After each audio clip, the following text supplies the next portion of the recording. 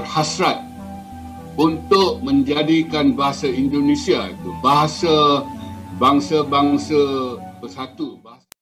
Hai, Assalamualaikum warahmatullahi wabarakatuh. Balik lagi channel gua Rizal Saputra. Sebelumnya apa kabar kalian teman-teman semua? Semoga kalian semua selalu dalam keadaan sehat walafiat, amin ya rabbal alamin. Dan terima kasih saya ucapkan kepada kalian teman-teman semua yang sudah selalu mensupport dan menonton channel ini. Saya ucapkan terima kasih yang sebesar-besarnya.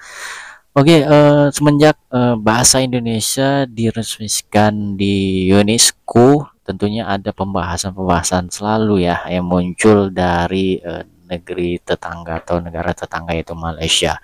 Nah, ini kita bakal reaction video dari The Wanderer ya, dimana ada videonya yang berjudul "Bingung sekali Malaysia akhirnya resmi pakai bahasa Indonesia saja".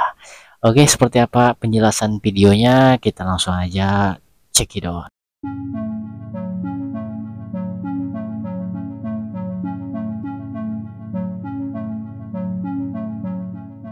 Saat ini nasib bahasa Melayu di Malaysia sedang dalam kebingungan. Para profesor Melayu Malaysia telah bertahun-tahun melakukan propaganda, tetapi tidak membuahkan hasil. Mereka menggunakan berbagai cara, termasuk taktik yang tidak etis untuk mengangkat bahasa Melayu Malaysia, namun selalu sia-sia. Dan di sini ada profesor Malaysia yang berpikiran waras. Ia memahami bahwa Indonesia tidak akan menyerah dalam menjaga identitas bahasa mereka.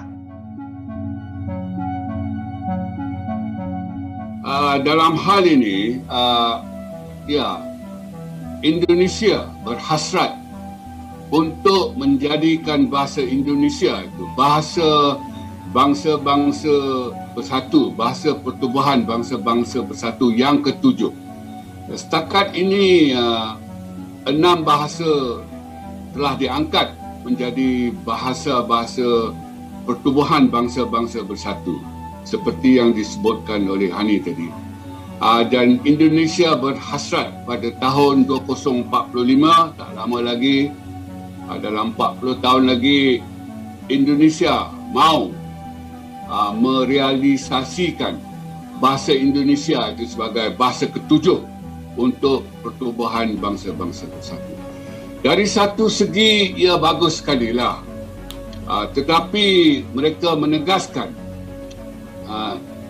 saya memetik kata-kata yang digunakan oleh wakil mereka semasa kami berseminar dan bermesyuarat pada tahun 2019, iaitu April di Kuala Lumpur, sewaktu adanya MABIM itu, iaitu mesyuarat tahunan ataupun dui tahunan Majlis Bahasa Brunei, Indonesia dan Malaysia. Mereka berkata mereka mahu jalan sendiri-sendiri. Maknanya untuk menjadikan bahasa Indonesia itu bahasa yang ketujuh di pertubuhan bangsa-bangsa bersatu. Mereka tidak mahu bekerjasama dengan Malaysia. Mereka mahu jalan sendiri-sendiri. Itu kata-kata daripada wakil mereka. Malaysia juga turut membahas cara pengucapan ala bahasa Indonesia dengan akhiran A, tapi mereka enggan seperti Indonesia. Mungkin karena mereka ingin tampil beda. Mereka tetap ingin bahasa Melayu Malaysia berbeda dengan bahasa Indonesia. Bagi saya yang rasmi itu bahasa yang kalau di RTM, bagi saya sebut bahasa standar RTM. Yang tadi dulu kita pernah cuba yang vokal A di hujung kita bunyikan A. Tapi mungkin orang merasakan terlalu bunyi keindonesiaan. Tapi mungkin orang merasakan terlalu bunyi keindonesiaan. Jadi orang kata bunyi macam Indonesia. Jadi tak, kita belum lagi baku sepenuhnya, tapi kita yang A di hujung kita masih sebut ikut Johor Riau. Jadi masih lagi menyebut Jadi masih lagi menyebut Gembar-gemborkan bahasa Melayu, tapi mereka turut kesulitan di dalam negeri sendiri dikarenakan papan iklan yang berbahasa Inggris bertebaran di mana-mana. Bahkan perpustakaan negeri pun bertulisan bahasa Inggris. Aktivis sosial Muhammad Nur Izzat Johari kecewa apabila pihak berkuasa tempatan PBT mengambil sikap acuh tidak acuh dalam penguatkuasaan papan iklan di Malaysia. Pengerusi Pertubuhan Kebajikan Amal Sejagat Malaysia berkata, PBT seharusnya mengangkat martabat bahasa Melayu dan tidak membiarkan bahasa asing menghiasi papan iklan dalam negara. Kita kena faham. Pertama sekali kita kena memartabatkan bahasa Melayu sebagai bahasa kebangsaan kita. Jadi apabila kita melihat kebiasaan orang apabila melihat iklan-iklan ianya adalah produk luar negara, dia akan meletakkan bahasa Melayu sebagai bahasa kedua. Itu yang pertama.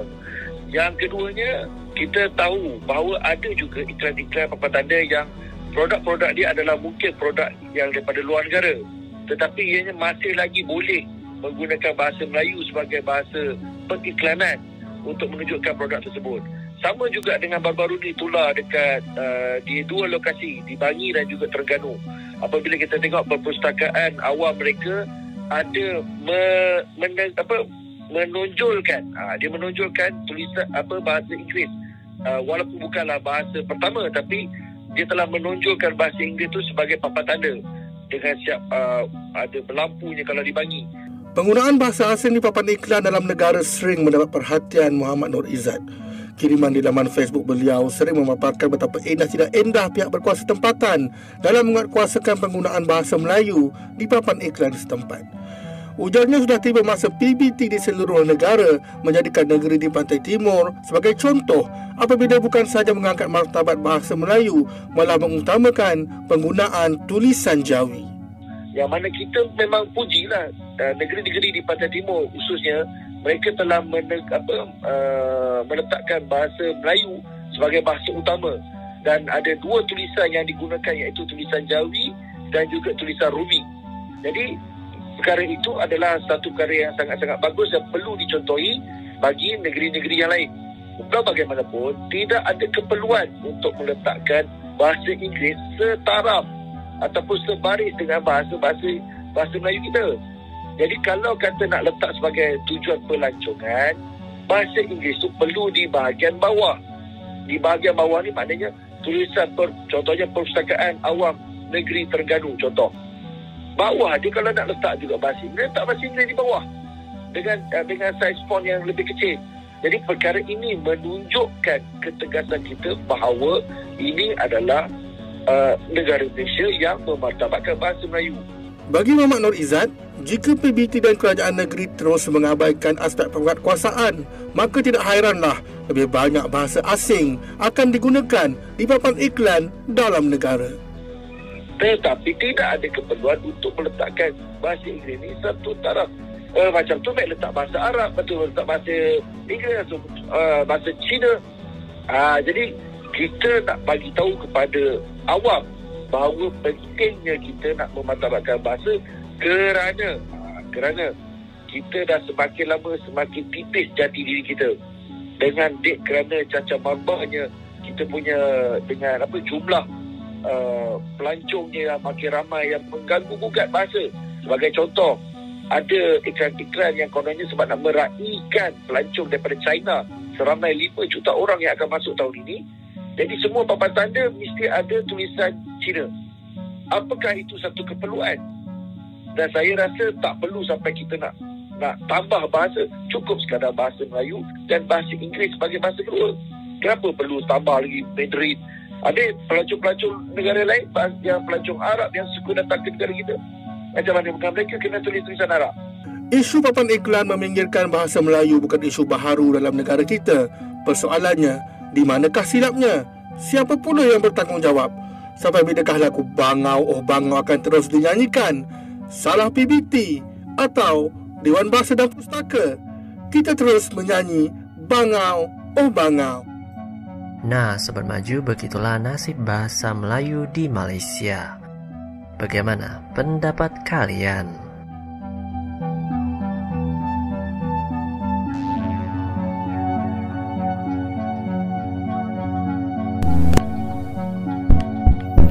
Oke teman-teman, itu tadi kita mendengar penjelasan tentang bahasa Melayu di Malaysia ya, di mana para petinggi atau pemerintah maupun profesor atau pengamatnya susah sekali ya menerapkan bahasa Melayu sebagai bahasa nasionalnya, karena tidak semua warga Malaysia itu menerima bahasa Melayu itu bahasa nasional mereka ya. Terutama masyarakat Malaysia itu terdiri dari 3 ras, yaitu bahasa Melayu, India dan Cina ya guys ya. Karena kita lihat tadi videonya aja, di papan iklan aja itu menggunakan bahasa Inggris ya, bahasa Melayu di nomor 2 kan ya, ditulisnya itu bahasa Inggris yang banyak ya, itu jadi susah. Berbeda dengan Indonesia ya, apabila ada orang luar bertamu ke Indonesia, dia harus mengerti bahasa Indonesia untuk komunikasi ya, tidak bahasa Inggris atau bahasa apapun, karena Indonesia itu tetap mengutamakan bahasa Indonesia. Sejak bahasa Indonesia ini resmi di UNESCO, banyak negara-negara bahasa Indonesia. Wah, keren sekali Indonesia. Oke teman-teman, pokoknya cukup jelas ya penjelasannya di video tadi dari channel The Wanderer ini. Silahkan kalian komentar di kolom komentar pendapat kalian tentang isi pembahasan di video ini. Mohon maaf jika ada salah-salah kata dalam gua reaction. Saya Arif. Wassalamualaikum warahmatullahi wabarakatuh.